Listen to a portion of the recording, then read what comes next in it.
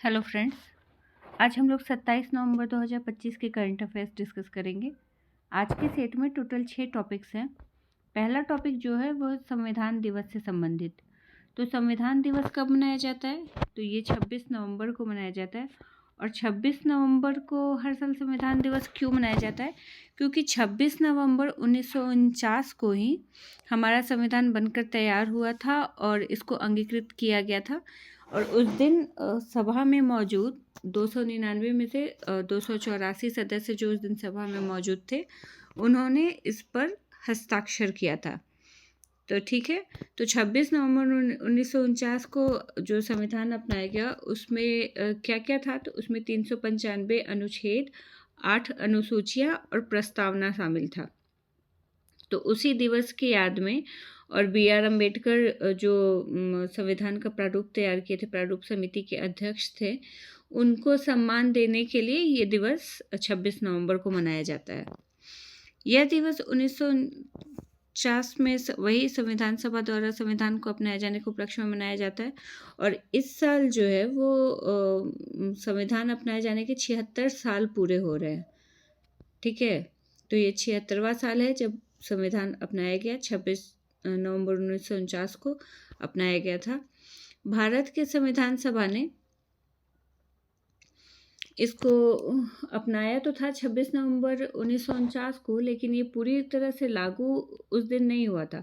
पूरी तरह से लागू कब हुआ था? तो 26 जनवरी 1950 को ये पूरी तरह से लागू हुआ था। और 2015 से पहले 26 नवंबर को कानून दिवस के रूप में मनाया जाता था, लेकिन 2015 से इसको संविधान दिवस के रूप में मनाया जाने लगा। हमारे संविधान को बन के तैयार होने में कितना समय लगा था? तो 2 साल 11 महीने और 18 दिन ये समय लगा था संविधान को बन के तैयार होने में।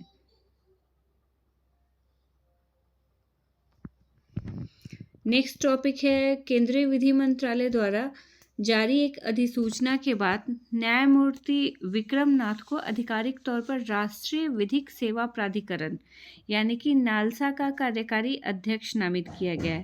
पहले इस पद पे न्यायमूर्ति सूर्यकांत थे, लेकिन वो अब चीफ जस्टिस ऑफ इंडिया का पदभार संभाल लिए हैं, इसलिए ये पद रिक्त हो गया था।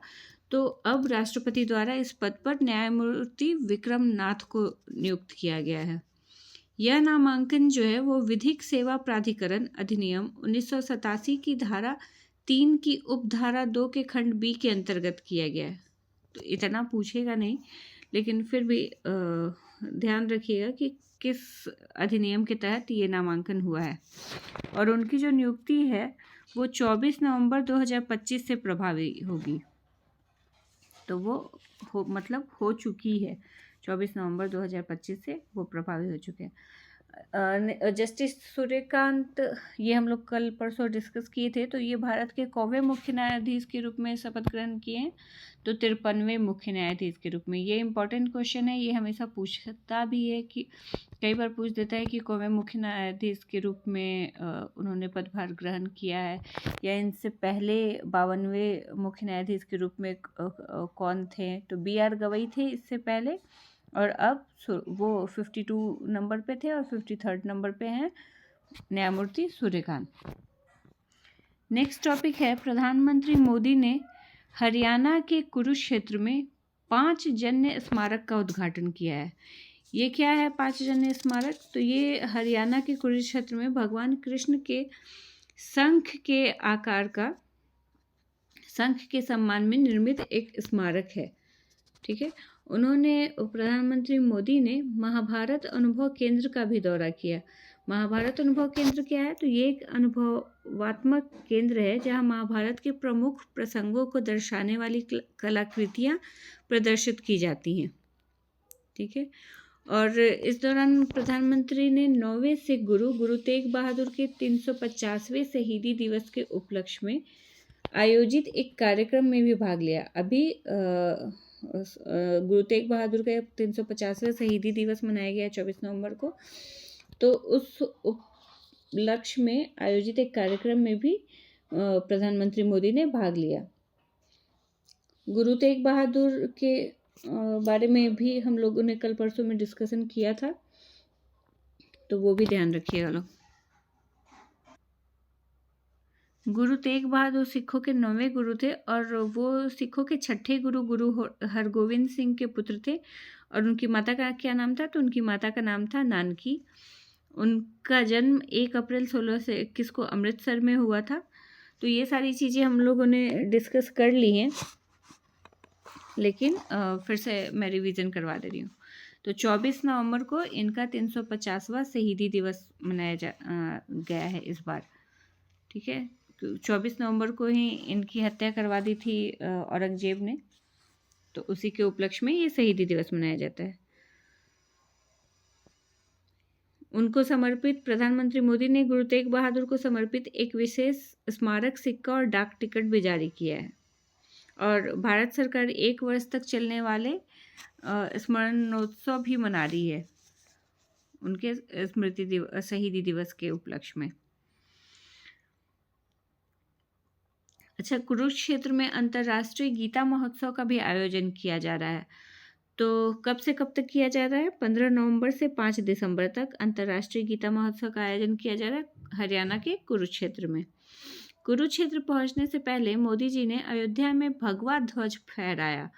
तो अयोध्या में जो राम मंदिर बना हुआ है वहाँ पे उन्होंने जो मंदिर है उसमें 191 फुट ऊंचे शिखर पर ये भगवा ध्वज फहराया। उस अवसर पे मोहन भागवत भी थे, योगी जी भी मौजूद थे। तो ये भी ऐतिहासिक पल रहा। तो ये जो टॉपिक था ये क्या था? तो प्रधानमंत्री मोदी ने हरियाणा के कुरुक्षेत्र में पांचजन्य स्मारक का उद्घाटन किया है। अगर पूछा जाए कि पांचजन्य स्मारक का उद्घाटन कहाँ किया गया है, तो कुरुक्षेत्र में। और कुरुक्षेत्र से रिलेटेड एक और न्यूज क्या है? तो वो अंतर्राष्ट्रीय गीता महोत्सव, ये आयोजन कहाँ किया जा रहा है? ये भी कुरुक्षेत्र में किया जा रहा है। नेक्स्ट टॉपिक है 5वें वो खेलो इंडिया यूनिवर्सिटी गेम्स से रिलेटेड। तो 5वें खेलो इंडिया यूनिवर्सिटी गेम्स का उद्घाटन 24 नवंबर 2025 को जयपुर के सवाई मानसिंह स्टेडियम में हुआ। ठीक है, तो ये स्टेडियम का नाम और जगह याद रखिएगा। जयपुर के सवाई मानसिंह स्टेडियम में 24 नवंबर को इसका उद्घाटन हुआ। ये कब से कब तक चलेगा? ये गेम्स कब से कब तक चलेंगे? तो 24 नवंबर से 5 दिसंबर तक इसका आयोजन होगा। और राजस्थान के मुख्यमंत्री भजन लाल शर्मा और केंद्रीय युवा मामले के मंत्री एवं खेल मंत्री मनसुख मांडविया इसका शुरुआत किए, उद्घाटन किए। इन लोगों ने संयुक्त रूप से इसकी शुरुआत की है। मेजबान शहर कौन कौन सा होगा? तो जयपुर, अजमेर, उदयपुर, जोधपुर, बीकानेर, कोटा और भरतपुर, यानी कि इन सारे जगहों पे अलग अलग गेम्स आयोजित किए जाएंगे। इसमें लगभग 7,000 प्रतिभागी शामिल होंगे जो 200 प्लस यूनिवर्सिटीज से आएंगे। ठीक है, और खेलो इंडिया यूनिवर्सिटी गेम्स की शुरुआत कब हुई थी? तो इसकी शुरुआत 2020 में हुई थी। नेक्स्ट टॉपिक है राष्ट्रीय दुग्ध दिवस से संबंधित। तो नेशनल मिल्क डे कब मनाया जाता है? ये 26 नवंबर को मनाया जाता है। और 26 नवंबर को क्यों मनाया जाता है? तो यह दिन भारत के श्वेत क्रांति के जनक डॉक्टर वर्गीस कुरियन की जयंती के रूप को समर्पित है यह दिवस। तो भारत में श्वेत क्रांति के जनक कौन है? वर्गीस कुरियन। और भारत में हरित क्रांति के जनक कौन है? वो भी ध्यान रखिएगा, तो MS स्वामीनाथन। नेक्स्ट और लास्ट टॉपिक हमारा राष्ट्रीय महिला आयोग से संबंधित है। तो राष्ट्रीय महिला आयोग ने महिलाओं की सुरक्षा को सुदृढ़ करने और आपात स्थितियों में त्वरित सहायता सुनिश्चित करने के लिए एक नया 24x7 short helpline number 14490 launch किया है। ये 14490 है क्या? तो यह एक राष्ट्रीय शॉर्ट कोड हेल्पलाइन नंबर है जो 24 घंटे सक्रिय रहता है। ठीक है, और ये महिलाओं को सीधे राष्ट्रीय महिला आयोग की मौजूदा हेल्पलाइन प्रणाली से जोड़ता है। इसको लॉन्च करने का उद्देश्य क्या है? तो इसका उद्देश्य संकट में पड़ी महिलाओं को समय पर मदद पहुंचाना, मार्गदर्शन देना, कानूनी सलाह और सहायता प्रदान करना, कमजोर और संवेदनशील समूहों तक पहुंच बढ़ाना और बढ़ते लैंगिक आधारित अपराधों पर कुशल और त्वरित प्रतिक्रिया देना। तो इन सारे उद्देश्यों को ध्यान में रखते हुए ये हेल्पलाइन नंबर लॉन्च किया गया है राष्ट्रीय महिला आयोग द्वारा। और यह अनेक प्रकार की समस्याओं को इसके तहत शामिल किया गया, जैसे घरेलू हिंसा और यौन उत्पीड़न, साइबर अपराध, मानसिक स्वास्थ्य सहायता, कानूनी सलाह, इन सब को इसके तहत शामिल किया गया। इन सब से रिलेटेड क्वेरीज सॉल्व की जाएंगी, सहायता उपलब्ध कराया जाएगा। तो इस नंबर के थ्रू ये सारी सुविधाएं प्राप्त की जा सकती हैं। तो ये हमारे आज के टॉपिक्स थे। मिलते हैं नेक्स्ट डे। Thank you.